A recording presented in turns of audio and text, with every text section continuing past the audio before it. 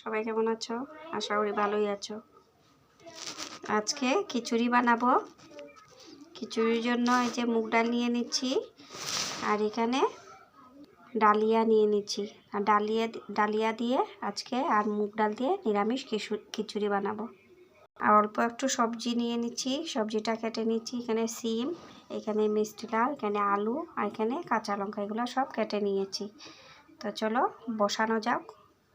এখানে কড়াইটা বসিয়ে দিচ্ছি। এখন মুগ ডালটা দিয়ে দিলাম। মুগ ডালটা আগে ভালো থেকে ভেজে নেব।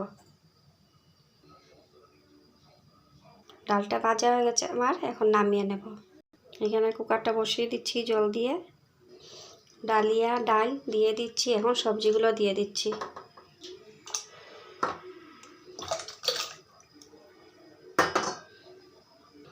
স্বাদ মতো লবণটা নিয়ে নিচ্ছি, আর আদা অল্প একটু কুড়িয়ে নিয়ে নিচ্ছি, এটা এখন দিয়ে দেব।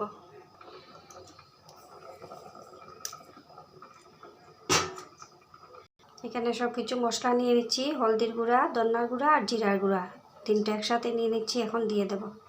সব কিছু মশলা আমার দেওয়া হয়ে গেছে। এখন কুকারের ঢাকনাটা লাগিয়ে দেব। দুটা সিটি মারার পরে তারপরে নামিয়ে নেব। এখানে আলু ভাজা কেটে নিয়েছি, আলুটা ভেজে নেব এখন। তার জন্য কড়াইটা বসিয়ে দিচ্ছি, তেলটা দিয়ে দেব। তেলটা দিয়ে দিচ্ছি।